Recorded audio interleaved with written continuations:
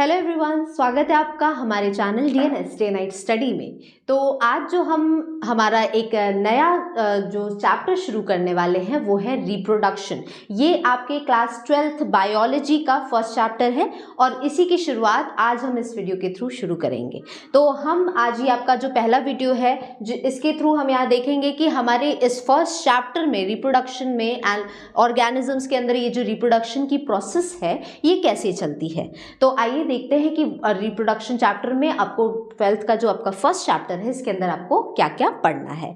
तो जो आपका फर्स्ट चैप्टर है रिप्रोडक्शन, इसमें हम लोग यहाँ पे जानेंगे कि ये रिप्रोडक्शन भाई बायोलॉजी वाले टर्म्स जो हैं ये तो बड़े कॉमन से हैं, पहली बार तो सुन नहीं रहे हैं, काफ़ी पहले से सुनते आ रहे हैं कि रिप्रोडक्शन क्या होता है, इसके डिफरेंट मोड्स क्या हैं, what is asexual reproduction, what is sexual reproduction, उसके डिफरेंट टाइप्स क्या हैं, है ना। तो ये चीज़ें हम आज इस टॉपिक के थ्रू समझेंगे, है ना। तो आइए शुरू करते हैं। तो रिप्रोडक्शन जो ये टॉपिक है इसमें ये कहता है कि it is one of the most important biological process. अब ये जो प्रोसेस है ना ये इतनी ही इम्पॉर्टेंट है जितना इम्पॉर्टेंट है हमारे लिए रेस्पायर करना, जितना ही इम्पॉर्टेंट है हमारे लिए खाना खाना, जितना इम्पॉर्टेंट है हमारे लिए डाइजेशन करना और जितना इम्पॉर्टेंट है सर्कुलेशन और एक्सक्रीशन करना, उतना ही इम्पॉर्टेंट है रिप्रोडक्शन की भी प्रोसेस। हम ये समझते हैं कि reproduction is not as important as another important things in our life like respiration, digestion and circulation, but ऐसा नहीं है। हमारे बॉडी के लिए हर एक जैसे प्रोसेस ज़रूरी है बिल्कुल वैसे ही रिप्रोडक्शन की भी प्रोसेस उतनी ही इम्पॉर्टेंट होती है, क्योंकि ये जो मेथड है इसके थ्रू हम क्या करते हैं, जेनरेशन बाय जेनरेशन हम नए प्रोजेनी को जनरेट करते हैं, नए रिप्रोडक्शन के प्रोसेस से नए इंडिविजुअल्स बनते हैं। तो रिप्रोडक्शन की प्रोसेस भी उतनी ही इम्पॉर्टेंट है। अब यहाँ अगर देखें तो उस बायोलॉजिकल प्रोसेस के साथ साथ by which every living organism, इसके थ्रू हर एक लिविंग ऑर्गेनिज्म जो है it gives rise to new organism.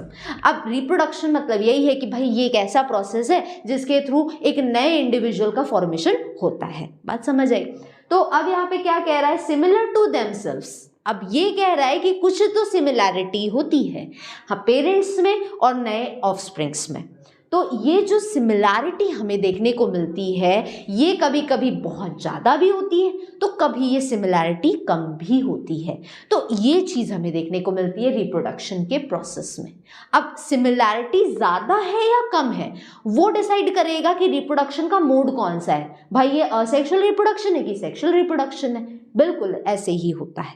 अब जैसे कि हम मान लीजिए हम लोग हैं तो हम अपने पेरेंट्स से किसी न किसी वे में सिमिलर हैं, चाहे इमोशनली एक तरह से बिहेवियर से सेम है या तो हम फिजिकली अपीयरेंस में सेम होते हैं, शक्ल मिलती है, लैंग्वेज में जैसे बोल रहे हैं वो तरीका सेम है, खा रहे हैं पी रहे हैं वो तरीका सेम है, इमोशनली बिहेवियर कैसा है वो सेम है। तो ये सिमिलैरिटी कहाँ से आती है, रिप्रोडक्शन प्रोसेस हो रही है, हम पेरेंट्स के थ्रू एक नई जनरेशन हम आ रहे हैं तो वो सिमिलैरिटी लेकर यही प्रोसेस तो आ रही है ना। सब कहते हैं भाई कि हाँ इन्हीं के लड़के हैं ना, तो क्यों बोल रहे हैं भाई, क्योंकि सिमिलैरिटी है उस पहले जनरेशन में और उसके थ्रू आपके न्यू जनरेशन में। तो उस लिंकिंग की वजह से आपको क्या देखने को मिलती है, सिमिलैरिटीज देखने को मिलती है।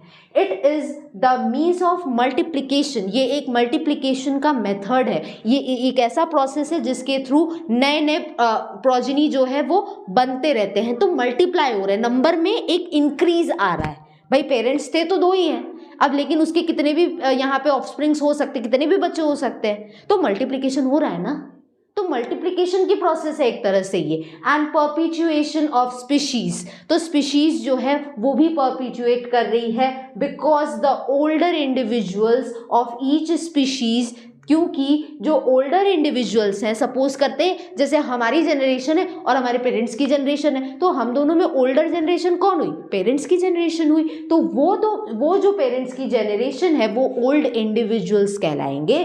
और उसमें जो नई वो जो हर एक स्पीशीज है उसमें इट अंडरगोज सेनेसेंस, वो सेनेसेंस की प्रोसेस में जाते हैं। सेनेसेंस क्या होता है, सेनेसेंस मतलब होता है डेथ ऑफ टिश्यू की डेथ को सेनेसेंस बोलते हैं। इंपॉर्टेंट टॉपिक है, इंपॉर्टेंट पॉइंट है ये, आपको आपके बहुत सारे, जैसे आपने पीजीआर्स वगैरह पढ़े होंगे क्लास 11th में, आपने पढ़ा होगा कि प्लांट ग्रोथ रेगुलेटर्स क्या होते हैं, उस हिसाब से हार्मोन्स पढ़े होंगे।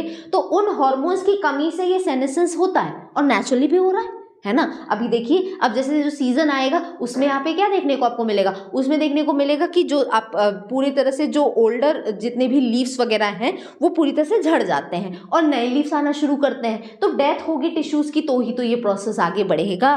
तो यही कह रहा है कि ओल्डर इंडिविजुअल्स जो होते हैं, जो पुराने इंडिविजुअल्स हैं, उसमें की जो स्पीशीज है उसके अंदर क्या होता है, सेनेसेंस होता है, डेथ होती है टिश्यूज की, और फिर उसके बाद उनकी हो जाती है डेथ। तो डेथ हो जाती है और नए इंडिविजुअल्स जो हैं वो आगे चल के बनते हैं। अब यहाँ पे कुछ जानते हैं basic features of reproduction, reproduction के कुछ बेसिक फीचर्स को भी जानते हैं। तो यहाँ पे हमें पता है कि जो बेसिक फीचर्स है उसमें सबसे इंपॉर्टेंट प्रोसेस जो आती है वो है हमारे पास यहाँ पे रेप्लिकेशन ऑफ डीएनए। तो डीएनए का जो रेप्लिकेशन है वो हमें देखने को मिलता है। अब डीएनए रेप्लिकेशन क्या है ये आपने थोड़ा बहुत यहाँ पे पढ़ा होगा। तो यहाँ पे हमें पता है कि ये जो प्रोसेस है रेप्लिकेशन ऑफ डीएनए, ये हमारा सबसे इंपॉर्टेंट और बेसिक सा प्रोसेस है ना।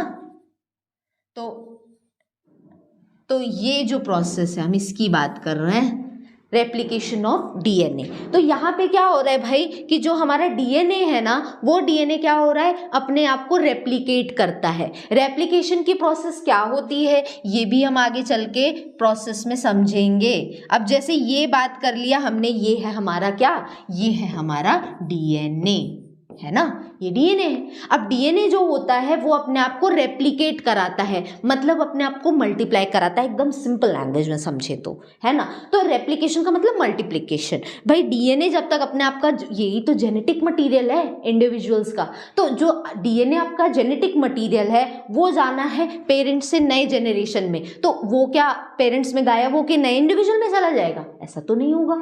तो यहाँ पे आपको देखने को मिलेगा कि यहाँ पे ये जो डीएनए है पहले ये दुगना तो हो जाए, ये जब दुगनी अमाउंट में रहेगा तब ना ये नए इंडिविजुअल में जाएगा। तो इसीलिए कहा जाता है कि ये रिप्रोडक्शन के जो सबसे इंपॉर्टेंट बेसिक फीचर है वो है डीएनए का रेप्लिकेशन हो पाना, है ना। और उसके बाद हमें आती है नेक्स्ट प्रोसेस जो है वो है सेल डिवीजन। ओनली माइटोटिक, या तो यहाँ पे है बोथ माइटोटिक एंड मियोटिक, तो या तो दोनों प्रोसेस हो सकती है या तो कोई एक प्रोसेस होगी। मतलब अब जब डीएनए रेप्लिकेट कर गया तो अब हमें क्या चाहिए, सेल का डिवीजन चाहिए। अब हमें चाहिए कि जो हमारा एक सेल है वो और भी सेल्स में यहाँ पे क्या हो जाए, वो और भी सेल्स में ये अपने आप को डिवाइड करे, मल्टीप्लाई करे, ठीक है। अब जैसे यहाँ पे हम बात करते हैं कि हमारे पास है, सपोज करते हैं एक सेल है। अब ये सेल जो है सपोज कर लेते हैं ये पेरेंट्स का है ना, और दो पेरेंट्स इन्वॉल्व होंगे भाई रिप्रोडक्शन अगर सेक्सुअल टाइप का है तो यहाँ पे सपोज करते हैं सिर्फ पेरेंट्स है, ठीक है। अभी हमने वहाँ पे स्पेसिफिक नहीं किया कि कौन से टाइप का रिप्रोडक्शन है, तो ये पेरेंट्स है। अब इसमें जो इनका न्यूक्लियस होगा, इसमें क्या देखने को मिलेगा, इसमें आपको डीएनए देखने को मिलेगा, क्योंकि न्यूक्लियस के अंदर डीएनए पाया जाता है, जेनेटिक मटेरियल होता है। अब ये क्या होगा, सपोज करिए अब इसी से इसको क्या बनाना है, नए जेनरेशन बनाना है। अब अभी हमने ये नहीं बताया है कि भाई वो जो आपका नई जेनरेशन बन रही है वो सेक्सुअल रिप्रोडक्शन से बन रही है असेक्सुअल रिप्रोडक्शन से, तो हम यहाँ पे सिंपली बता रहे हैं कि पेरेंट से जो है वो एक नया ऑफस्प्रिंग बना, तो उसका खुद का सेल होगा। तो क्या वो सेल बिना किसी डीएनए के सर्वाइव करेगा, नहीं करेगा, है ना, क्योंकि वही तो जेनेटिक मटेरियल है, वही इस पेरेंट को इस ऑफस्प्रिंग के क्या बनाएगा, एक करीब लाएगा, जो कि बताएगा कि हाँ भाई ये जो ऑफस्प्रिंग है ये इसी पेरेंट से बना है। तो इसका ऐसा कौन सी चीज जाएगी इस ऑफस्प्रिंग में जो कि ये बताएगी कि भाई ये पेरेंट से ही आया है, और वो है क्या, जेनेटिक मटेरियल। जेनेटिक मटेरियल जो है वो आ गया ऑफस्प्रिंग में। अब इसी वजह से क्या हुआ, ये कब हो पाएगा भाई, तभी ना जब ये जो जेनेटिक मटेरियल है ये अपने आप को मल्टीप्लाई कराए, कि इसका एक और अमाउंट बना लिया, ये सपोज करो ये इसका मल्टीप्लाइड फॉर्म है ना। तो ये जो मल्टीप्लाइड फॉर्म है ये वाला है, ये वाला, तो ये जो मल्टीप्लाइड फॉर्म है ये क्या हो जाएगा, यही यहाँ पे एंट्री लिया है, तो ये ले लिया यहाँ पे एंट्री, किसके अंदर, ऑफस्प्रिंग के अंदर, तो ऑफस्प्रिंग के अंदर आ गया। तो इसीलिए हम कह रहे हैं क्या है कि अगर रिप्रोडक्शन की प्रोसेस हमें जाननी है तो उसका बेसिक फीचर है डीएनए का रेप्लिकेशन, और उसके बाद यहाँ पे क्या होगा, सेल डिवाइड करेगा। अब सपोज करते हैं कि इस पेरेंट्स के साथ में ये जो सेल था वो इसके साथ जुड़ा हुआ था, क्योंकि एक समय तो ऐसा आएगा ना कि हाँ भाई ये सेल सपोज करिए जो इस सेल से ये नया ऑफस्प्रिंग बना है, ये सेल कहीं ना कहीं इससे कभी ना कभी जुड़ा रहा होगा। अब जुड़ा रहा होगा तो इसने अपना एक न्यूक्लियस बनाया होगा, और फिर ये जो डीएनए है जो इसने अपने आप को मल्टीप्लाई करके बनाया था, वो डीएनए क्या हो गया, इसमें ट्रांसफर हो गया। अब लेकिन ये तो अभी पेरेंट्स के साथ ही जुड़ा हुआ है, क्या ये अलग हुआ है? नहीं अलग हुआ है। तो अलग करना जरूरी है। तो अलग कैसे होगा? अलग तब ना होगा जब सेल डिवीजन में आएगा। तो सेल अपने आप को डिवाइड कर रहा है, तो सेल जब डिवाइड करेगा तभी ना ये पेरेंट्स से ऑफस्प्रिंग डिटैच होगा, अलग हो पाएगा, और ये हो गया अलग। तो इसीलिए कहते हैं रिप्लिकेशन ऑफ डीएनए की जस्ट बाद वाली प्रोसेस क्या कहलाती है? सेल डिवीजन होती है। अब सेल डिवीजन जो है वो आगे की क्लासेस में आप ये भी जानेंगे कि माइटोटिक डिविजन्स क्या होते हैं, मियोटिक डिविजन्स क्या होते हैं, क्योंकि हमें पता है मियोटिक डिविजन्स जो होते हैं वो सिर्फ रिप्रोडक्टिव सेल्स में होते हैं, जबकि आपका जो माइटोटिक डिविजन है वो आपके सोमैटिक सेल्स में होते हैं। जैसे हाथ में कट हो गया, हाथ में चोट लग गई, तो कुछ दिन बाद नए सेल्स बनते हैं ना कि वहां से हमेशा ब्लड फ्लो करता रहता है, ऐसा तो है नहीं। तो इस वजह से हमें ये चीज पता चलती है कि भाई वहां पे नए सेल्स आए होंगे। तो वो नए सेल्स कब आएंगे? जब सेल डिवीजन में जाएगा ना। तो कौन सा सेल डिवीजन होगा? माइटोटिक होगा। तो इस तरह के सेल्स को जो पूरी बॉडी में है उन्हें क्या कहते हैं? Somatic cells. और उसके अलावा जो सेल्स हैं वो है रिप्रोडक्टिव सेल्स। अब ये जो रिप्रोडक्टिव सेल्स हैं वो भी तो डिवाइड करेंगे, वो भी तो मल्टीप्लाई करेंगे, तो उसमें भी तो डिवीजन होगा। तो ये जो डिवीजन होगा वो कैसा होगा? मियोटिक टाइप का होगा। तो इसलिए कह सकते हैं भाई कि जब रेप्लिकेशन, डीएनए के रेप्लिकेशन के बाद जब एक नया सेल डिवीजन हो रहा है ना, तो वो सेल डिवीजन किसी भी प्रकार से हो सकता है, या तो मियोटिक या तो माइटोटिक। तो ये दो प्रोसेस के थ्रू हमारा सेल डिवाइड करता है। तो ये तो हो गई दो स्टेज। अब तीसरे स्टेज की बात करें तो हमारा आता है यहाँ पे थर्ड स्टेज जो है हमारी, वो क्या कहलाती है? वो है फॉर्मेशन ऑफ रिप्रोडक्टिव बॉडीज और यूनिट्स। मतलब यहाँ पे ये कह रहा है कि नए रिप्रोडक्टिव बॉडीज बनना या छोटे छोटे ढेर सारे यूनिट्स बनना। ठीक है, अब यहाँ पे क्या होगा? अब ये जब पेरेंट्स से ये अलग हो जाएगा तो क्या अकेला ये सेल एक ऑफस्प्रिंग कहलाएगा? बिल्कुल नहीं। जब तक कि ये पूरा सेल एक नई बॉडी ना बना ले, इसी तरह के ढेर सारे सेल्स ना बना ले, तब तक इसको कोई आइडेंटिटी नहीं मिलेगी। तो इस वजह से कह सकते हैं भाई कि हाँ पेरेंट्स ने एक सेल बना दिया, अब इस सेल को क्या होना होगा? एक नई बॉडी बननी पड़ेगी। Formation of reproductive bodies. अब नए रिप्रोडक्टिव बॉडीज बनेंगे, ऐसे बॉडीज जहां से फिर से नए इंडिविजुअल बन पाए। ठीक है, और फिर होगा हमारे लास्ट स्टेज जो है development of reproductive bodies into offsprings. अब ये जो रिप्रोडक्टिव बॉडीज है ये फाइनली एक नए ऑफस्प्रिंग को बनाएगी, है ना। तो ये चीज़ हमें यहाँ पे देखने को मिलती है। पहले डीएनए ने रेप्लिकेट किया, फिर यहाँ पे सेल का डिवीजन हुआ, फिर यहाँ पे रिप्रोडक्टिव बॉडीज बनी, और लास्ट में हमारा पूरा एक रिप्रोडक्टिव ऑफस्प्रिंग बन के तैयार है। तो हमने यहाँ कहा कि दो जेनरेशन जो थी वो बन के तैयार हो गई। रिप्रोडक्टिव पहले यहाँ पे क्या हुआ? हमारा रेप्लिकेशन हो गया, सेल डिवीजन हो गया, और फिर यहाँ पे बन गए रिप्रोडक्टिव बॉडीज। ठीक है, रिप्रोडक्टिव बॉडीज कहने का मतलब ये है कि कोई भी एक ऐसी बॉडी जो कि आगे रिप्रोड्यूस कर सके, जिसके अंदर हमेशा कुछ ना कुछ गैमेट्स बन सके, जो एक नए जनरेशन को बनाने में मदद करे। तो ये रिप्रोडक्टिव बॉडी जहाँ बन जाती है तुरंत वहाँ से एक नए, यहाँ पे कह सकते हैं ऑफस्प्रिंग का फॉर्मेशन हो जाता है। तो एक नया ऑफस्प्रिंग बन जाता है इस रिप्रोडक्टिव बॉडी से। तो ये इतने चार हमारे, ये सेकेंड पॉइंट, थर्ड पॉइंट और ये फोर्थ पॉइंट, ये बेसिक 4 पॉइंट्स हैं जो कि हमें फीचर्स हैं हमारे रिप्रोडक्शन के। अभी हमने ये नहीं बताया कि रिप्रोडक्शन कैसे टाइप का है, तो आगे ये भी जान लेंगे। अब हम यहाँ पे जान लेते हैं टाइप्स ऑफ रिप्रोडक्शन। ये है हमारा सेकेंड टॉपिक। अब यहाँ ये तो जान लिया कि रिप्रोडक्शन के बेसिक मेथड्स क्या हैं। अब ये जान लेते हैं कि कितने टाइप का होता है रिप्रोडक्शन। तो भाई इतना तो सब जानते हैं, काफ़ी बेसिक, बहुत छोटे क्लासेस से आप पढ़ते आ रहे हैं 7th 8th से, कि हाँ the reproduction is of 2 types. और वो दो टाइप्स क्या है हमारे पास? सेक्सुअल रिप्रोडक्शन है और दूसरा है सेक्सुअल रिप्रोडक्शन। ठीक है, तो यही बेसिक से दो आपके यहाँ पे क्लासिफिकेशन है। ठीक है, अब यहाँ पे कुछ डिफरेंस है जो कि असेक्सुअल रिप्रोडक्शन को सेक्सुअल रिप्रोडक्शन से अलग बनाता है, तो वो भी जान लेते हैं। तो असेक्सुअल रिप्रोडक्शन जो है ये हमें पता है कि इसमें हमेशा सिर्फ एक पेरेंट्स इन्वॉल्व होते हैं, जबकि सेक्सुअल रिप्रोडक्शन में दो अलग अलग तरह के पेरेंट्स का इन्वॉल्वमेंट होता है। तो ये है बेसिक सा एक डिफरेंस भाई, जो कि असेक्सुअल रिप्रोडक्शन को सेक्सुअल रिप्रोडक्शन से अलग बनाता है। अब हमें क्योंकि भाई पता है कि असेक्सुअल का मतलब सिर्फ एक पेरेंट होगा, सिर्फ एक पेरेंट, या तो मेल पेरेंट या तो फीमेल पेरेंट, और उसी पेरेंट से आगे जब एक नया बॉडी बन जाएगा तो उस बॉडी को हम कहेंगे कि हाँ वो एक जनरेशन, नया जनरेशन बना है। किस मेथड से? असेक्सुअल प्रोसेस से, असेक्सुअल रिप्रोडक्शन के प्रोसेस से। अब वहीं यहाँ पे क्या हो जाए, सेक्सुअल रिप्रोडक्शन की जब केस आती है तो हमें पता है कि यहाँ पे हमारे पास दो तरह के गैमेट्स हैं, एक पॉजिटिव ले लेते हैं, एक नेगेटिव ले लेते हैं, है ना। अब यहाँ पे अगर बात करते हैं sexual reproduction in human beings की, तो इसमें हम जानते हैं कि एक होगा हमारा फीमेल गैमेट और दूसरा क्या हो जाएगा, मेल गैमेट। तो दूसरा हो गया मेल गैमेट।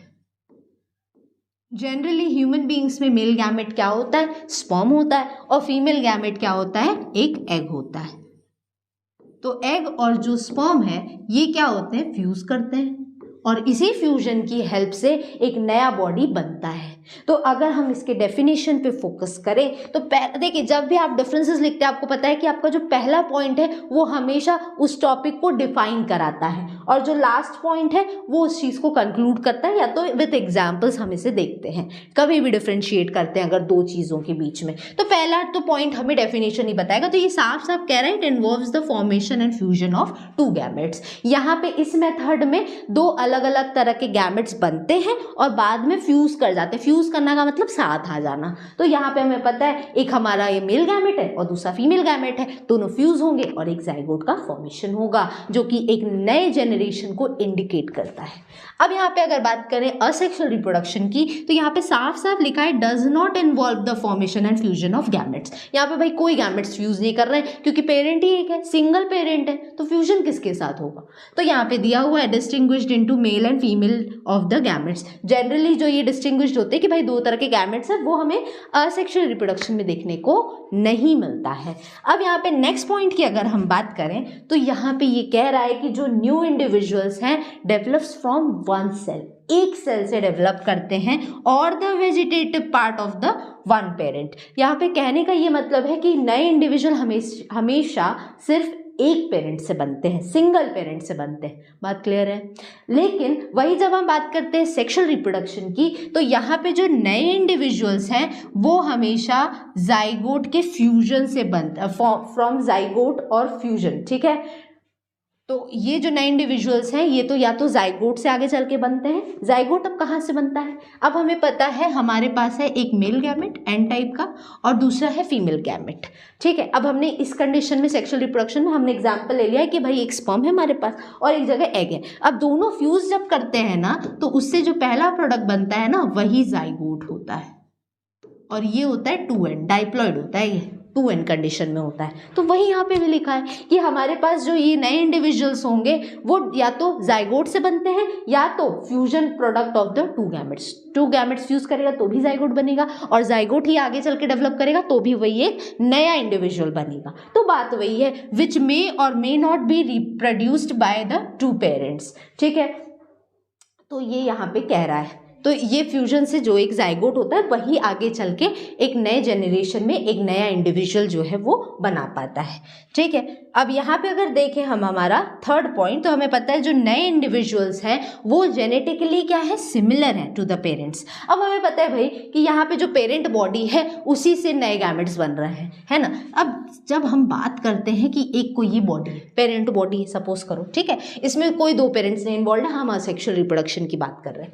तो अब इनकी सपोज करते हैं इनकी बॉडी से एक आउटग्रोथ हुई, एक साइड से बॉडी बनी और ये बॉडी आगे चल के डिवाइड हो गई, और ये मिट्टी में जाकर या किसी भी जगह जाकर ये वापस एक नया इंडिविजुअल बन गए। सपोज करते हैं कोई प्लांट बॉडी है ना, तो उसका कोई एक आउटग्रोथ निकला, एक साइड से बॉडी पार्ट निकला जो आगे चल के टूट गया और ये मिट्टी में गिर के एक नया इंडिविजुअल बन गया, है ना। तो क्या यहाँ फ्यूजन हुआ, नहीं, ठीक है। तो जब फ्यूजन नहीं होगा तो क्या नए इंडिविजुअल्स पूरी तरह से पेरेंट्स की तरह आइडेंटिकल नहीं होंगे, एकदम सेम टू सेम नहीं दिखेंगे? अब कभी भी ऐसा हो सकता है कि आप 2 प्लांट्स लगाएं, उसमें से एक प्लांट जो था उसके जो सीड्स थे, या आप कह सकते हैं हाँ उसी के जो सीड्स थे, या तो कह सकते हैं उसी का, सपोज करते हैं रोज प्लांट है। अब रोज प्लांट ज्यादातर कटिंग से लगता है। अब रोज प्लांट ले लिया, उसका एक कट किया, एक ब्रांच जो है उसका निकाला और उसको मिट्टी में लगा के वो एक नया रोज का प्लांट बना। अब मेहमान आते हैं घर पे तो क्या आप पूछेंगे उनसे कि बताइए इसमें से कौन सा पेरेंट है कौन सा बच्चा है?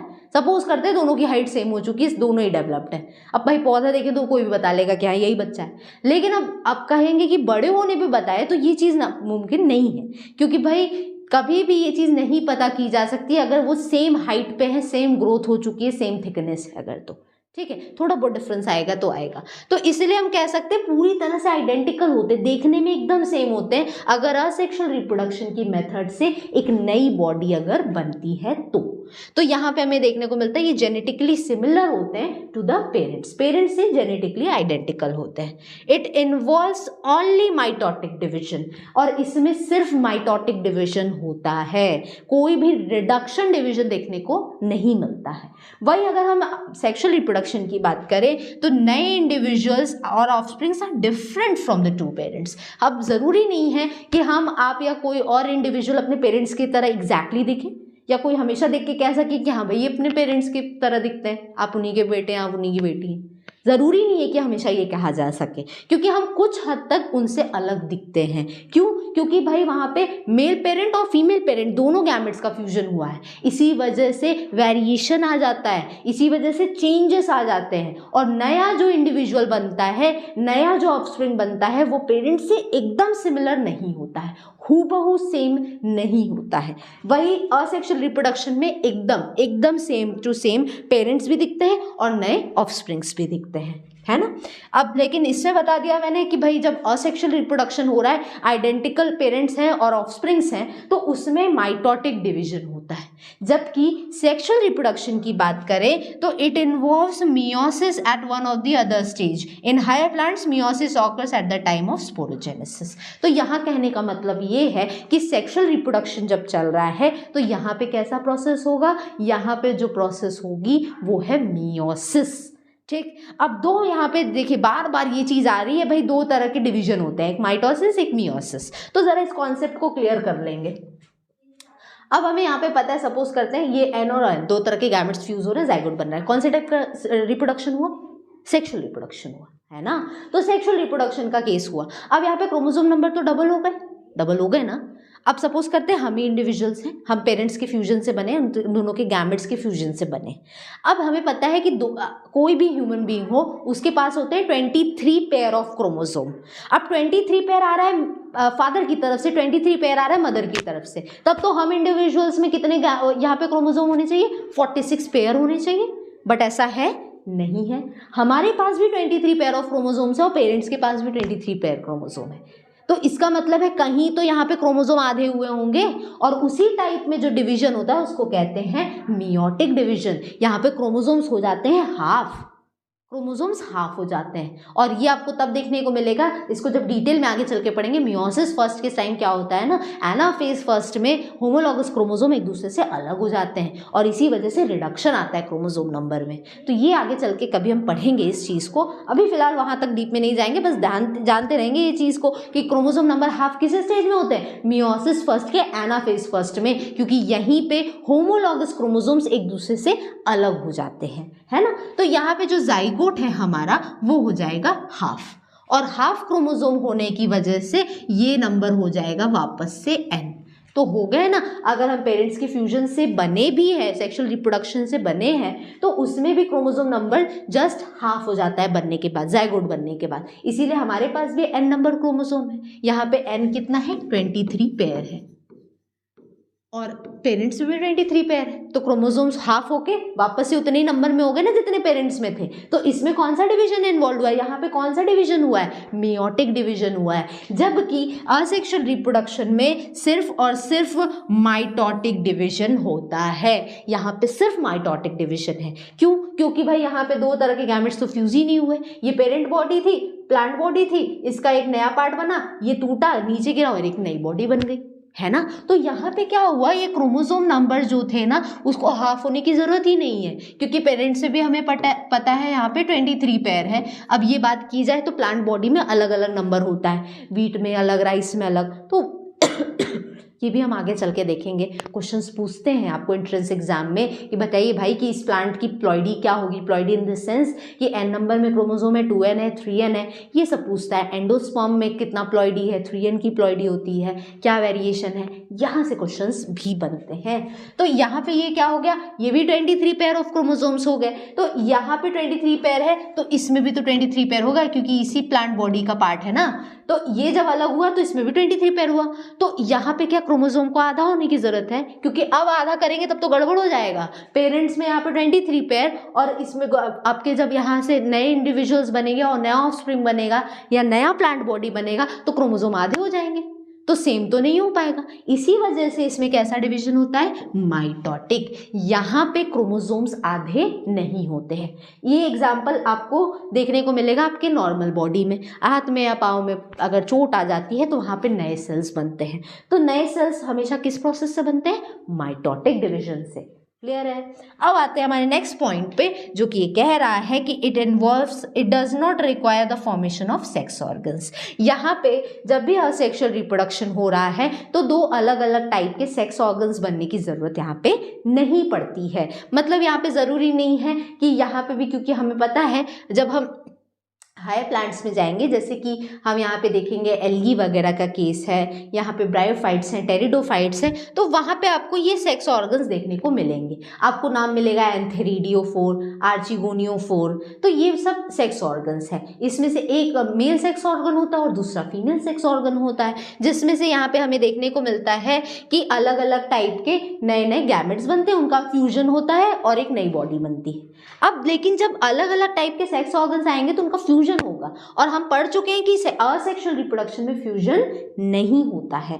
तो यहाँ पे भी यही होगा, असेक्सुअल रिप्रोडक्शन का अगर कंडीशन चल रहा है तो यहाँ पे फ्यूजन नहीं है, तो ऐसे कंडीशन में क्या होता है, सेक्स ऑर्गन्स नहीं बनते हैं। वही सेक्सुअल रिप्रोडक्शन की बात करें तो यहाँ पे हमेशा सेक्स ऑर्गन्स बनेंगे, और जो कि प्री रिक्विसाइट है, मतलब इंपॉर्टेंट है फॉर द सेक्सुअल रिप्रोडक्शन, क्योंकि हमें पता है जब दो अलग अलग तरह के सेक्स ऑर्गन्स बनेंगे तो भाई उन ऑर्गन से गैमेट निकलेगा, और दो अलग अलग तरह का गैमेट निकलेगा तो भाई फ्यूजन होगा, और फ्यूजन होगा तो जाइगोट बनेगा, और जाइगोट बन गया तो भाई एक नई जनरेशन मिल गई ना सेक्सुअल रिप्रोडक्शन से, फ्यूजन की मदद से। तो इसीलिए कह रहा है कि यहाँ पे सेक्स ऑर्गन्स होना जरूरी है। वही असेक्सुअल रिप्रोडक्शन में सेक्स ऑर्गन्स की रिक्वायरमेंट नहीं होती है। अब यहीं पे अगर हम आगे की बात करें तो इसमें दिया हुआ है साफ साफ, it does not introduce viability, ठीक है, hence has no evolutionary importance, variability sorry. तो यहाँ पे ये कह रहा है कि वेरिएशन नहीं आएगा। भाई चेंज तो तब आता है ना जब आप कुछ नया हटके करते हैं। अब यहाँ पे क्या हो रहा है, प्लांट बॉडी है, इससे कोई एक पार्ट टूट के नीचे गिर रहा है और उससे एक नया बॉडी बन रहा है, या तो कोई एक पार्ट आपने कट किया और उसको लगा रहे हैं तो एक नया आया। तो क्या ऐसा हो सकता है कि गुलाब का फूल लिए, आपने लाल फूल का गुलाब का पेड़ काटा है, उसका स्टेम काटा और नई कटिंग से एक नया प्लांट लगाने की कोशिश किया, तो क्या उसमें पीला गुलाब आएगा? ऐसा तो है नहीं, वेरिएशन तो आएगा नहीं, चेंज तो आएगा नहीं, क्योंकि जिस प्लांट बॉडी से निकाला है उसको एज इट इज दूसरी जगह लगा दिया, तो वैसा ही ना प्लांट होगा, वैसा ही ना फूल होगा, तो वेरिएबिलिटी आएगी नहीं आएगी। लेकिन वही जब हम सेक्सुअल रिप्रोडक्शन की बात करते हैं तो इसमें वेरिएबिलिटी आती है, ठीक है। इसी वजह से ये इवोल्यूशनरी इंपॉर्टेंस में आता है, क्योंकि भाई इसी से चेंज आता है, इवोल्यूशन देखने को हमें मिलता है कुछ ईयर्स पे, 50 ईयर्स पे, 100 ईयर्स पे चेंज देखने को हमें बॉडी में मिलता है, चाहे वो प्लांट बॉडी हो चाहे वो एनिमल बॉडी हो, क्योंकि भाई प्लांट बॉडी में भी सेक्सुअल रिप्रोडक्शन होता है ना। तो यहाँ पे क्या हो रहा है, वेरिएशन आता है। अब ऐसा तो नहीं है कि जैसे मैं अभी तक एग्जांपल देते रही कि हाथ में कट हो गया, अब नए सेल्स बने, तो भाई वो नए सेल्स तो माइटोसिस से बने, तो क्या उससे नए सेल्स क्या अलग कलर के निकल के आते हैं? भाई उसी कलर के होते हैं ना जिस कलर का हमारा स्किन है, तो क्या वेरिएशन आता है? नहीं, क्योंकि माइटोटिक डिवीजन था, क्योंकि वहाँ पे असेक्सुअल टाइप का रिप्रोडक्शन चल रहा है, भाई वहाँ पे कोई फ्यूजन नहीं हो रहा है गैमेट्स का। लेकिन जब वही सेक्सुअल रिप्रोडक्शन की हम बात करेंगे तो यहाँ पे वेरिएबिलिटी आती है, यहाँ पे एक चेंज देखने को मिलता है हमें, इसी वजह से हम कह सकते हैं ये इवोल्यूशनरी इंपॉर्टेंस में आता है यहाँ पे हमें, क्योंकि चेंज देखने को मिल रहा था, है ना। तो ये रहा हमारी बात यहाँ पे कि डिफरेंट टाइप्स के यहाँ पे असेक्सुअल और सेक्सुअल रिप्रोडक्शन जो ये है ये क्या कह रहे हैं। तो ये रही बात कि डिफरेंट टाइप्स के मेथड्स यहाँ पे क्या क्या हैं।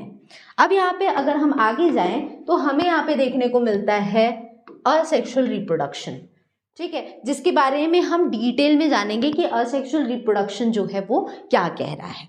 अब यहाँ पे अगर देखें तो असेक्सुअल रिप्रोडक्शन की जो ये प्रोसेस है इसमें यहाँ पे हमें पता है कि जो नए इंडिविजुअल्स हैं ये प्रोड्यूस तो होते हैं bye means of by any means other than the fusion of gametes. तो यहाँ पे असेक्सुअल रिप्रोडक्शन क्या कह रहा है कि यहाँ पे नए गैमेट्स, यहाँ पे क्या हो रहा है, नए इंडिविजुअल्स बनते तो हैं बट किसी भी अलग मेथड से, अदर देन, इसके अलावा, किसके अलावा, फ्यूजन ऑफ गैमेट्स के अलावा। क्योंकि भाई हाँ गैमेट्स का फ्यूजन हुआ ना तो वहाँ पे उसको असेक्सुअल नहीं सेक्सुअल रिप्रोडक्शन कहेंगे। अब यहाँ पे ये जो रिप्रोडक्शन है in which new individuals are formed without meiotic division भी कह सकते हैं भाई, क्योंकि रिडक्शन नहीं हो रहा है क्रोमोसोम का। तो अगर क्रोमोसोम आधे नहीं करने पड़ रहे इसका मतलब ये है कि वहाँ पे असेक्सुअल टाइप का रिप्रोडक्शन चल रहा था, तो वही यहाँ पे भी हो रहा है। तो अगर ऐसे टाइप का रिप्रोडक्शन जिसमें नए इंडिविजुअल्स बनते हैं विदाउट, बिना मियोटिक डिविजन के, उसे भी हम यहाँ पे, और फ्यूजन ऑफ गैमेट्स के बिना भी, तो उसे हम हमेशा असेक्सुअल रिप्रोडक्शन में कंसिडर करते हैं।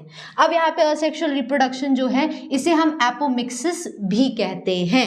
ये जो एपोमिक्सिस है, ये जो टर्म था, ये सजेस्ट किया था विंकलर ने। काफी इंपॉर्टेंट पॉइंट है, क्वेश्चंस पूछता है एंट्रेंस एग्जाम्स में आपको कि एपोमिक्सिस जो है ये इंट्रोड्यूस, ये टर्म जो है वो किसने दिया था, याद रखेंगे विंकलर ने दिया था। एपोमिक्सिस एक टाइप का आपका असेक्सुअल रिप्रोडक्शन होता है। ये जो एपोमिक्सिस है ये कैरेक्टराइज होता है, इसमें होता क्या है कि ये मल्टीप्लिकेशन इसमें होता है और रिप्रोडक्शन होता है जेनेटिकली सिमिलर प्लांट्स का। इसमें रिप्रोडक्शन जल्दी जल्दी होता है और जेनेटिकली आइडेंटिकल जो है एक ही तरह के प्लांट्स जो है इसमें प्रोड्यूस किए जाते हैं फ्रॉम अ सिंगल पेरेंट, एक ही पेरेंट से भाई, क्योंकि सेक्सुअल रिप्रोडक्शन पढ़ रहे हैं तो एक ही पेरेंट से नए इंडिविजुअल्स बनेंगे ना।